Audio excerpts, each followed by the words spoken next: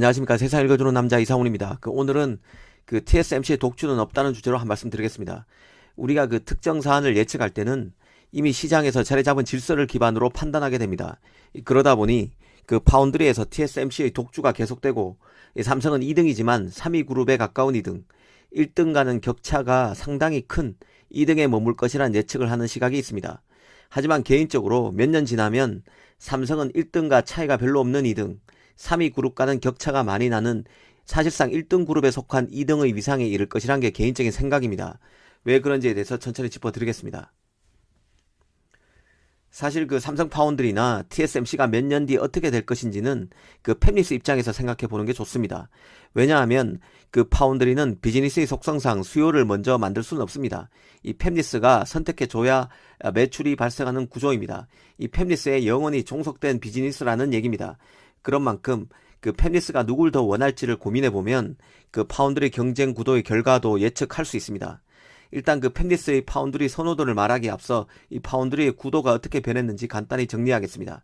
지난 2010년대 초반만 해도 TSMC를 비롯해서 글로벌 파운드리, 삼성, UMC, SMIC 등이 모두 첨단 파운드리 공정을 하기 위해서 돈을 쏟아부었습니다.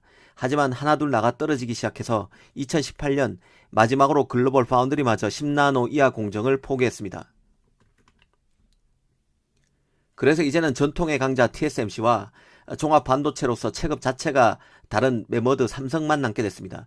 이 7나노로 만드는 IBM의 서버 CPU를 삼성이 맡게 된 것은 IBM의 제품을 맡아왔던 글로벌 파운드리가 미세 공정을 포기함으로써 IBM이 미세 공정이 가능한 TSMC와 삼성 중에서 이 삼성을 선택했기 때문입니다.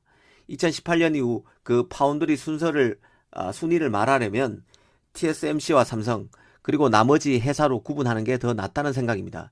왜냐하면 이런 식의 구분이 1등 TSMC, 2등 삼성, 3등 글로벌 파운드리, 4등 UMC 식으로 얘기하는 것보다 더 정확한 위상을 보여주기 때문입니다.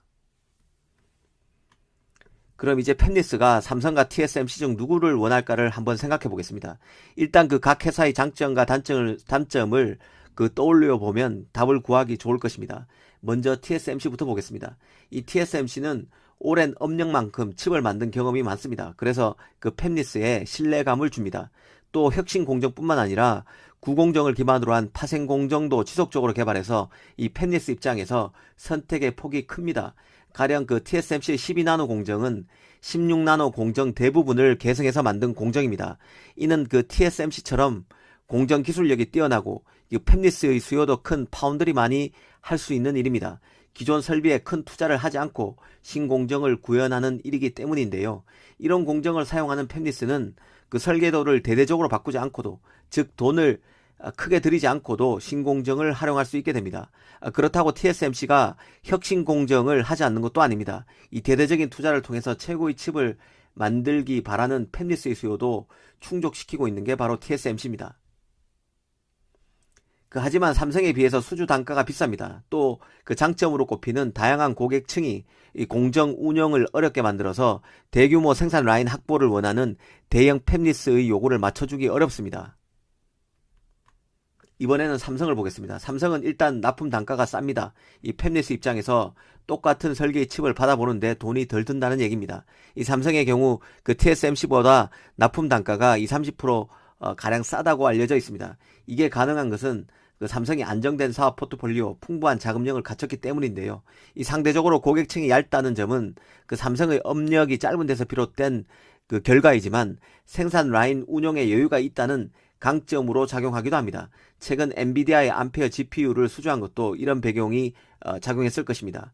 미중 무역 분쟁 등의 외생 변수도 삼성의 기회가 되는 측면이 있습니다. 한개 파운드리의 납품을 전적으로 의존하는 리스크는 절대 피해야 한다는 것을 팹리스가 뼈저리게 체득했습니다. 이 삼성 기술력이 담보만 되면 최고 사양 칩도 복수 벤더는 필수라는 뜻입니다. 이런 점을 깔고 팹리스가 어떤 결정을 할지 한번 판단해 보겠습니다. 이 팹리스로서는 경쟁을 시켜야 납품 단가를 낮출 수 있습니다. 기술력이 엇비슷한 TSMC와 삼성의 물량을 전적으로 맡길 이유가 없다는 얘기입니다. 특히 지금은 만들어야 하는 칩 물량도 폭발하면서 어느 한쪽에 물량을 다 맡기려고 해도 가능하지 않습니다. 한 회사의 캐파로는 수요를 맞출 수가 없기 때문인데요. 고작 2개 업체만 첨단 공정이 가능한 상황이기 때문에 삼성과 TSMC 간의 그 치킨 게임도 불가능합니다. TSMC 생산 여력이 2등인 삼성을 고사시킬 수 있는 수준이 안 되는 데다 2등인 삼성이 골리앗이라 애초부터 불가능합니다. 이 삼성도 팹리스가 그 공급선 다변화를 원하는 마당에 TSMC를 공격하기도 어렵습니다. 결국 TSMC와 삼성은 앞으로 계속 커갈 것입니다. 3위 그룹과는 확연히 격차를 보이면서 말이죠. 이 삼성은 TSMC를 계속 따라붙을 수 있는 구조적 조건이 갖춰져 있습니다. 이런 배경을 음미한다면 TSMC 독주가 계속된다고 생각하는 것 자체가 넌센스라는 생각이 듭니다. 어떤 이들은 EUV 장비를 TSMC가 다 가져가서 결국 TSMC가 격차를 더 벌릴 수 있을 것이라는 얘기를 하는데요. 이 기업의 납품처 다변화는 필수입니다. 이는 ASML도 마찬가지입니다. 그래야 자기가 만든 그 물건을 더 비싸게 팔 수 있기 때문입니다. EUV 장비를 특정 업체가 독식하다시피 하는 일은 벌어지지 않을 것이란 뜻입니다. 오늘 이 시간에는 TSMC 독주는 끝났다는 주제로 말씀드렸습니다. 감사합니다.